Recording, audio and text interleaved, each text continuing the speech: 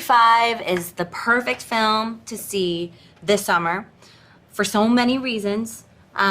It touches on so many important themes like female friendship, just friendship at all, connection, human connection, this big debate of tech versus toys, the importance of playtime. I mean, I could go on, like the importance of imaginative play.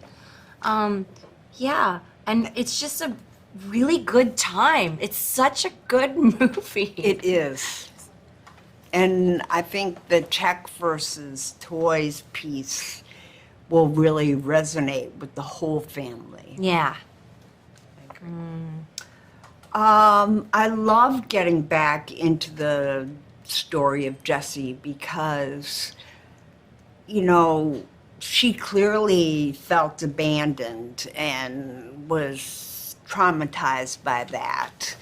And they told her story, and I was grateful they told a girl's story, and I was grateful they allowed her to grow from that feeling of abandonment. And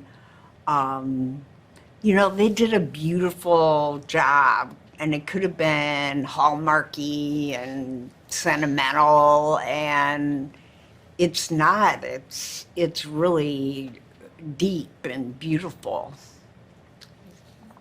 I just have to add that I'm so glad that it's finally Jessie's story. I mean, we love the guys. We love the you, guys, Tom, love Tim, but Buzz, come like, on. yeah. Move aside. Move aside for just a moment. Come on. Finally, Jessie. Yeah. I know how special Toy Story has been for me and for my whole family. I was 12 when the first one came out, so I grew up with it, and now I get to share it with my own kids, which is just totally bananas. But it's so cool. It's so rare to have something like this that can just go on, and so much time has passed, and I'm just like totally overjoyed, and this is a dream come true. I'm sitting next to Joan Cusack. Oh, girl. She's amazing. I've loved her for so long, and now we're best friends. We are. What more could I want? It's great. It's heaven. Oh, At home? like as opposed to the theater? Don't watch it at home.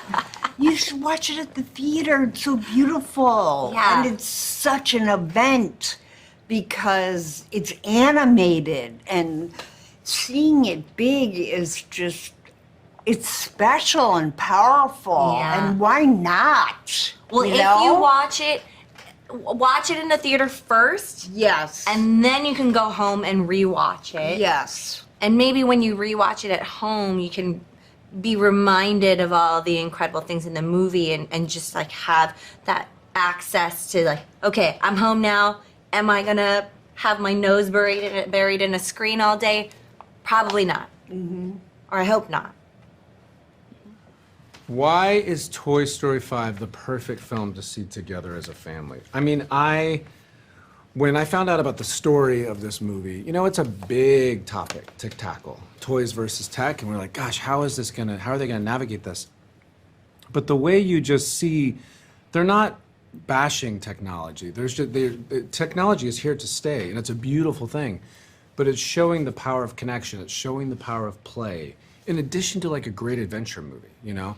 And you can't, the thing is, the hope for this is like, A, they have a good time, but also that it plants seeds for discussion, you know, and awareness of like, yeah, these are devices that we need to always be a lookout for and have boundaries with, you know? Man, it is so relevant. And it's, I mean, kind of going back to that last thing, the one thing that I really recognize very clearly in this, because we only see pages when we're recording, I don't really see the whole story, but you see how it really affected Bonnie. So like when she had her Lilypad and her friends were saying things, how much it hurt her. And I think we forget, it's like, yeah, I'm just typing this out, it's just a little comment. Words are powerful, man. They are so powerful. It's sometimes just as powerful if you say it to someone's face. We think it's not, but it is. And that's another one of those discussion points. Oh man, there's something about, I think, you see a group of toys who have stuck together, they got each other's back, they root for each other, they're family, they go through stuff, but they hang in there. And everybody wants that. Everybody wants that example to aspire to be. Once they're able to watch at home. Yeah, I think they're in it after the theaters when they are home watching the movie. I think in addition to like, a great movie night, it's your home. You're able to kind of open up to if anything you're curious about, want to talk about. Maybe it was tough to talk about it before, and having this kind of narrative to as a launch point. I mean, that's great to just be home and kind of just start right there. I think Toy Story 5 is the perfect film for families to see this summer because I think, once again, it's delivering all the great things that a Toy Story movie is known for. It's very nostalgic, and it's going to give you such an immense emotional feeling for the movies that came before this one and the characters that we all know so well. But it's introducing a very, very funny new addition to the cast in these devices, in Lilypad, in Smarty Pants, Atlas, and Snappy. So they're going to have so much fun getting to know them. And I think that it's got a really amazing emotional core that's reflecting what we are experiencing in real life. It's Jessie's story, and I think that's what's really fun about it too, is that it's a movie, I think, for any of you that watch Toy Story 2, feel like it's a great companion piece to that. And it has Taylor Swift, guys. Yeah, you can't go wrong. You can't go wrong with Tay. I mean, I feel like the thing that makes Toy Story films unique and that they allow kind of generations to always feel like there's something in there for them is the fact that we allow the kind of time to pass. Not only in the making of them, but also for the characters. Like, they get to grow up with us even though they stay the same age, so that they're watching the world the same way we are. And as the world changes, that affects them. And I think that's a really rare kind of opportunity for storytellers to be like, what are the toys dealing with now that technology has come into our world? I mean, they're like little vampires, Andrew Stanton would say. They don't age, but the rest of us do, and the world passes by. And so that their kind of experiences every time we kind of check back in with them for a story are kind of relevant, they're timely, but they also feel like these are still the same characters that we've known now for 30 years. So I think different generations tap into it in a very different way. Yeah, I think one thing that feels particularly timely is this idea of how we connect with others. Toy Story 5 is talking a lot about connection, and that is a classic Toy Story theme. We talk about friendships a lot in these films, especially with Buzz and Woody. But Jessie and Lilypad in this film have very different ideas of what connection can look like and what makes authentic connection.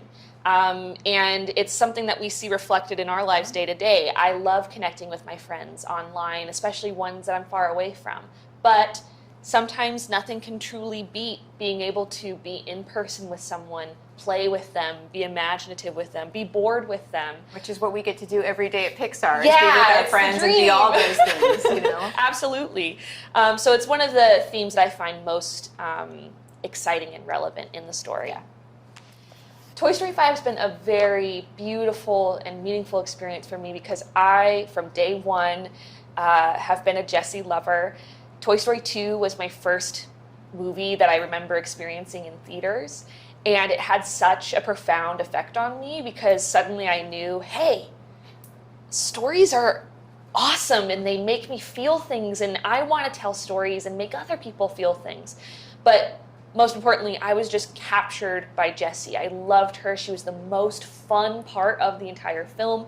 And I saw herself in me, not just in the fun parts of her, but in the messy parts of her and the sad parts of her. And it meant so much for me to see a character like that feel those sad things, but then still find rescue on the other side. So being asked by Andrew Stanton to come on board, not just a Toy Story film, but a Jessie film, it was a dream come true completely, and a little bit intimidating, a little nerve-wracking. I want to do right by her, but I'm just so grateful for the experience. I feel like Jessie's journey in Toy Story 5 is one that in many ways we've all been waiting for. and again, if you've seen Toy Story 2, I think like many of us have been waiting for it because it feels like there was so much that she needed to resolve, both for herself and for her kind of continued kind of sense of happiness and self-worth. And so I feel like we've all been kind of waiting for this moment for Jessie for quite some time. And then watching this film and watching the journey she takes through it, I think ultimately there was a real sense of like what is it exactly that she needs? And there was a lot of discussion, a lot of versions of that as we made it. And I think different ways that we tried to answer that question as this movie was getting developed and made. And then finally the way we ended the film, where we ended up how we ended up resolving it, I feel is so kind of both universal and very specific to her, which is to say the sense of kind of what is your impact on people. And if you don't know what that is, and if you're not ever clear on what it is, it can leave you feeling like you didn't have one. And sometimes it just takes a moment, sometimes it happens over years, but time is almost irrelevant. That sense of the impact you can make on somebody is massive, and it can happen in a minute. And so the fact that Jessie gets to walk away knowing that she has made an impact when she thought she had made none was like the one that we all went, that feels right. That's what she deserves. Collaborating with Randy Newman was such a dream come true. He's what Pixar sounds like to me. He's what Disney sounds like to me. And you know, we make this film in a little bubble for so long by ourselves with temporary music, temporary sound. It almost feels like an independent film, and it doesn't feel like the big thing it's going to become. And suddenly, once we actually went down to the scoring sessions and added that Randy Newman score, which is featuring not just a lot of nostalgic cues, but, you know, cues used in a brand new light. There's also all these awesome new Western cues that he's using for these outdoor parts of the film. It was just so humbling because finally with that music we went, oh, this elevates it and it makes it a Toy Story film. Whereas before it was like, this is just a fan fiction that we're all writing together. We're all quietly making what we think might be some version, and then you take it to Randy and he just adds this. It's the heart To it, and it's like it just all of a sudden it's like he flips a switch, and all of a sudden, I mean, it's not that, it's way harder than that. Yes. But he makes it feel as though it's this just magic that he concocts and then adds on top of the film, but then makes it feel like it really sits amongst all the others. Ooh. Yes.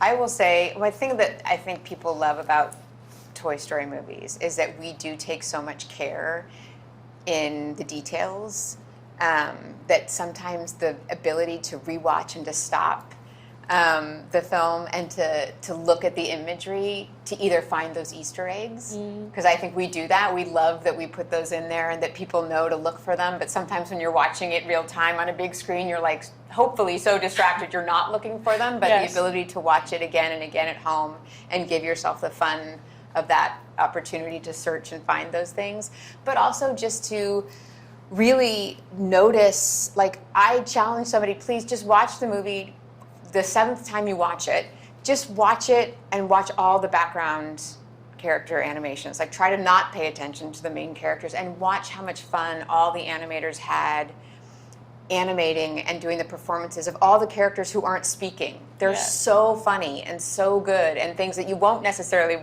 notice when you watch it the first time in a theater. So I think there's a lot of care and detail that we put into it that really benefits from the ability to people being able to rewatch it at home. I'm also excited for them to just be able to replay the imagination scenes over and over again, because I feel like when I leave a movie, that usually the thing I'm talking about with my friends is, gosh, that one scene was so funny and I want to like buy a ticket right now and go and see it again just for that. And for me, there's several scenes, including our last big kind of finale, For sure. that I would just like, oh, just put it on repeat in the background.